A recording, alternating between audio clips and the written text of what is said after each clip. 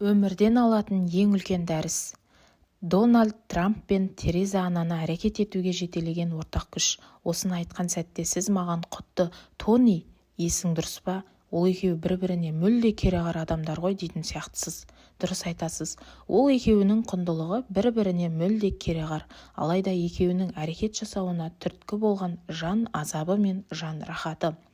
Олар ненің рахат сыйлайтынын және неліктен азап шегетінін түсінгеннен кейін ғана өмірлік мақсатын айқындаған.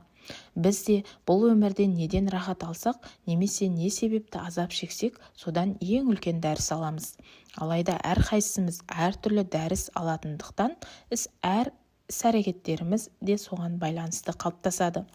Дональд Трамп өмір бойы нені басшылыққа алып әрекет жасады?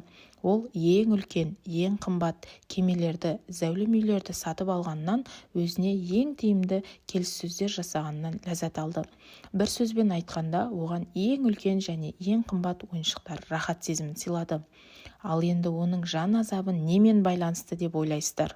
Ол бір сұхбатында ең үлкен уайымы қандай салада болмасын екінші адам болу екенін мойындаған. Біреудің көлеңкесінде қалғанда үміті үзілгендей күй кешеді екен. Негізінен қандай салада болмасын оны жетістікке жетелеуші күш сол бір жан азабын бастан өткермесе екен деген қалауы. Ол жан рахатын сезінуге деген құлшынысынан да күштірек стимулға айналған. Трамп экономикалық империясының көп бөлігінен айырылып қалған уақытта уайымы бірталай қарсыласына айтарлықтай қуаныш сыйлады. Бұл адамдар оны немесе оның орнындағы басқа адамды, мәселен сізді сынап мінегеннен гөрі аяушылық көрсетіп, мұндай әрекетке не түрткі болғанын түсінсе, әлдеқайда адамгершілік танытқан болар еді. Енді оған кереғар Тереза Ананы алайық. Бұл әйелдің рахымшылығы шексіз болатын. Басқалардың қайғы-қасіретін көрсе, олармен бірге жанын шүберекке түйетін. Қоғамның топқа, нәсілге бөлінуі және әділетсіздік оның жанына қатты батты. Ол қасірет шеккендерге қол ұшын беріп, қайғысына ортақтассам, өзім де бұлай азап шекпес едім деп ойлады. Миллиондаған ауру сырқау, босқын мен аштан өлгелі жатқан халық тіршілік ететін Калькуттаның ең кедей аудандарының бірінде Қуаныш қаласында орын алған оқиғадан кейін Тереза Ананың өмірі өзгеріп шыға келді.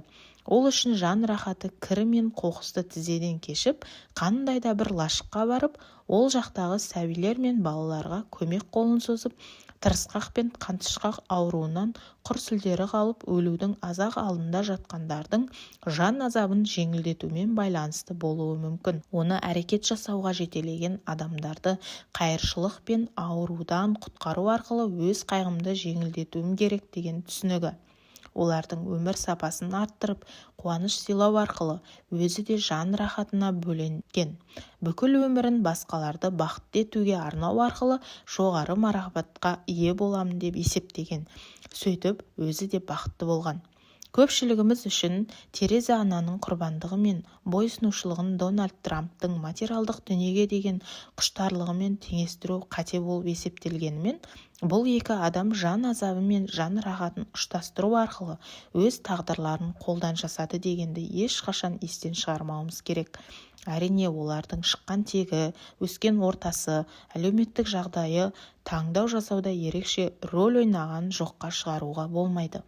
Дегенмен, қалай болғанда да олар өзін қалай марапаттау немесе жазалау керектігіне қатысты шешімді саналы түрде қабылдады.